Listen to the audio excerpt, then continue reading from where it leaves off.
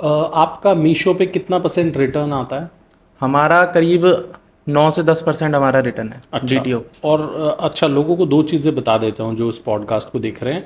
एक तो रिटर्न आता है कि आपने कोई प्रोडक्ट कस्टमर के पास भेजा, उसने रिसीव ही नहीं करा, कैश ऑन डिलीवरी का ऑप्शन था, उसने रिसीव ही नहीं करा, आपके पास प्रोडक्ट वापस आ गया, ठीक है। ये तो हो गया RTO, रिटर्न टू ओरिजिन। एक होता है कस्टमर के पास प्रोडक्ट गया, उसने प्रोडक्ट रिसीव कर लिया, उसके बाद उसने रिटर्न रिक्वेस्ट डाला, वो रिटर्न की हम बात कर रहे हैं। तो अगर हम बात करें RTO के, कस्टमर ने रिसीव ही नहीं करा कैश ऑन डिलीवरी ऑर्डर, तो उसका परसेंटेज आपका क्या है? उसका हमारा 15 से 17% ऐसे। 15-17% वो है। और ऐसा परसेंटेज कितना है कि उसके पास चला गया और फिर उसने वापस भेजा?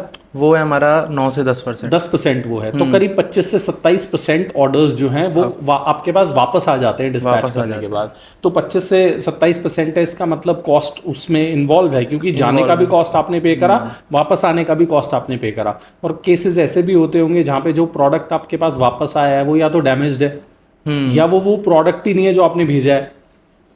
इस तरह के केसेस आते हैं। हाँ आते हैं। इसके लिए आपको सिंपली क्लेम डालना रहता है, लेकिन जब आपके पास ज़्यादा आ जाते हैं ना तो उतना क्लेम मिलता भी नहीं है।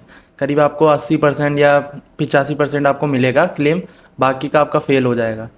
उसका भी एक तरीका होता है, अगर आपकी ज़रा सी भी उन्होंने गलती देखी कि आपने पैकेट अच्छे से नहीं दिखाया तो वो आपको क्लेम नहीं देंगे। उनको बहाना चाहिए क्लेम ना देने का, आप उनको बहाना मत दो। एक उनकी होती है ट्यूटोरियल वाली वीडियो, उसको देख के आप अच्छे से प्रोडक्ट की पन्नी हर जगह से दिखाओ, चारों कोने दिखाओ उसके वीडियो में, और अ, वही दिखाओ चार चार कोने। ओके। तो मोटा मोटा ये है कि रिटर्न्स आएंगे और उसका जो कॉस्ट है वो आपको प्रोडक्ट के कॉस्ट में ऐड करना पड़ेगा। आप 200 रुपये का प्रोडक्ट खरीद रहे हो, तो ये समझ लो कि भाई मेरा प्रोडक्ट 200 का नहीं है। शिपिंग कॉस्ट लगा के, रिटर्न लगा के, शिपिंग कॉस्ट क्या आता है उसका भी एक बार अंदाज़ा दे दो। शिपिंग कॉस्ट हमको मीशो पे तो नहीं लगाना पड़ता। हमको क्या है कि हमको बैंक सेटलमेंट अमाउंट डालना रहता है। आपको कोस्टिंग में आपको पैकेजिंग और आपका ट्रैवल का कॉस्ट और आपका ऐड का कॉस्ट और आपका मार्जिन प्लस आपको जीएसटी, वो आपको ऐड करके चलना पड़ता है। बाकी जब आप प्राइस डालोगे तो साइड में ही नीचे शो होता है कि आपको बैंक में कितना आएगा और आपका पैनल पे कितना शो होएगा, क्योंकि वो 60 से 70 रुपये लगा के आपके पैनल पे शो करते हैं और कस्टमर्स को दिखाते हैं कि ज़ीरो रुपये डिलीवरी है, फ्री डिलीवरी है। बट ऐसा होता नहीं है, वो पहले से ऐड होती है डिलीवरी उसमें। तो मान लो 200 का मेरा कोई प्रोडक्ट है, तो उसमें डिलीवरी कॉस्ट कितना रहता है? प्रोडक्ट के ऊपर नहीं डिपेंड करता है कि आपका डिलीवरी कितना होगा, प्रोडक्ट की फ़ोटो पे आपका डिपेंड करता है। साइज पे ऑब्वियसली। हाँ, तो मीशो में क्या है कि वो कुछ ऐसा एल्गोरिथम है उनका कि फ़ोटो में अगर आपका पीस बड़ा दिख रहा है, फूला हुआ सा दिख रहा है, तो आपका ज़्यादा लगेगा। अगर आपका पीस थोड़ा सा कम छोटा सा दिख रहा है और थोड़ा सा दूर दिख रहा है तो आपका थोड़ा कम लगेगा। और कुछ कुछ फ़ोटोज़ में ऐसा होता है कि आपका हज़ार हज़ार रुपये शिपिंग लगता है, क्योंकि उनका एल्गोरिथम ही ऐसा है, पता नहीं क्या हो जाता है बीच में। तो आपको फ़ोटो चेंज करनी है सिंपल उसमें, या तो रेजोल्यूशन चेंज करके देखो फ़ोटो का, या तो आप उसकी पूरी फ़ोटो चेंज करो, आपका सही हो जाएगा इशू। और जितना आप छोटा और थोड़ा दूर से दिखाओगे प्रोडक्ट, उतना थोड़ा सा आपको कम देना पड़ेगा डिलीवरी चार्ज। और जितना कम आपका डिलीवरी चार्ज लगेगा उतना सस्ता बायर के लिए होगा, और बायर उतना जो इतना सस्ता होगा वही खरीदेगा वो, है ना। ओके। तो एवरेज बात करें तो डिलीवरी चार्ज क्या होता है आपके प्रोडक्ट का, एवरेज बैग्स का? 65-60 ऐसे। 60-65 रुपीज़ रहता हाँ है ना? तो 200 रुपये का आपने प्रोडक्ट खरीदा, 60 रुपये उसकी डिलीवरी कॉस्ट हो गई, 15 रुपये उसका RTO हो गया, तो आपको वो प्रोडक्ट 275 का तो पड़ा ही है, मोटा मोटा हम ये बात कर सकते हैं। इसके बाद मीशो पे अगर बेचना हो तो क्या रेट लगाना चाहिए? अगर आपका 200 का प्रोडक्ट है, आपने एक तो 10 रुपये ले लो आप उसके पैकिंग, 5 रुपये पन्नी, और 5 रुपये की आपका ट्रैवल कॉस्ट ले लिया आपने 10 रुपये, और 5 या 10 रुपये आप उसके ऐड पे लेके चलो, 10 रुपये मान लिया हमने मोटा मोटी, ठीक है। और 15 रुपये हमने रिटर्न पे ले लिया, तो हमारा हो गया ये 235 में भी। हाँ। हाँ 235 हो गया। हाँ। इसके ऊपर हमने अगर 200 का प्रोडक्ट है तो आपको ज़्यादा से ज़्यादा 35 से 40 रुपये मार्जिन रखना है, इससे ज़्यादा नहीं रखना है शुरुआत में।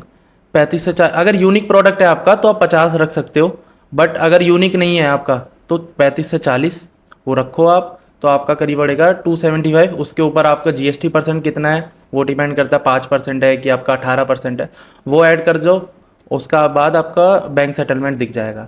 बाकी नीचे TDS VDS कटता है, वो तो आपको वापस मिल ही जाता है बाद में इनपुट में। अच्छा। तो मोटा मोटा सारे जो आपके खर्चे हैं उसको आप ऐड करके ऐड चलना कर है। लो, और शुरू में 35 से 40 रुपए की आप कॉस्ट का हाँ प्रॉफिट नहीं, ऐड कर लो। 200 का प्रोडक्ट है तो 35 से 40, अगर 300 से 400 का है तो आप 50 से 55 रख लो, और अगर 500 से भी ऊपर है तो आप 100 रुपये भी मार्जिन रखो, कोई दिक्कत नहीं है। अच्छा। आपका जितना सस्ता प्रोडक्ट उतना कम मार्जिन। तो मोटा मोटा शुरू में 10 से 15% मार्जिन रखें, हाँ, है ना? ओके।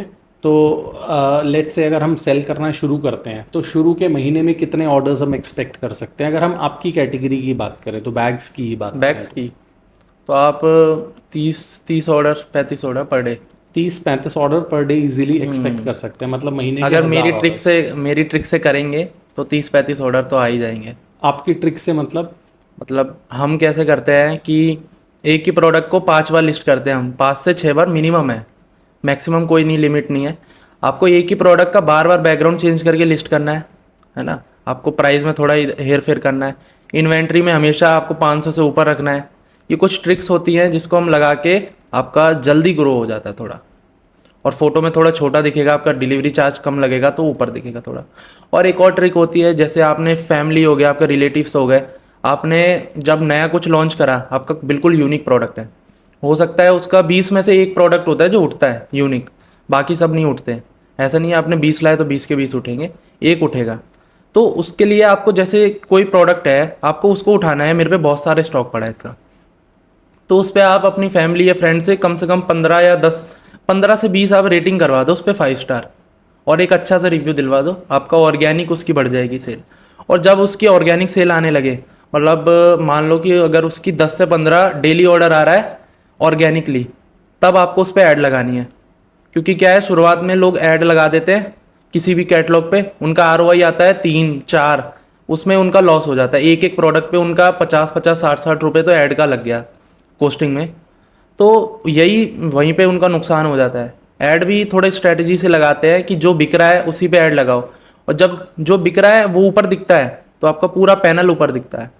ऐसा नहीं कि आपने एक पे लगाया तो वही ऊपर दिख रहा है, वो ऊपर दिख रहा है सबसे ऊपर, लेकिन आपका दूसरे तीसरे पन्ने पे देखोगे आपका एक और कैटलॉग मिलेगा, फिर थोड़ा नीचे जाओगे एक और कैटलॉग मिलेगा, मतलब पूरा पैनल आपका ऊपर दिखता है। फिर एक कैटेगरी नहीं, सारी कैटेगरी आपके ऊपर दिखती है, बैकपैक हो, हैंड बैग हो, स्लिंग बैग हो, जो भी है।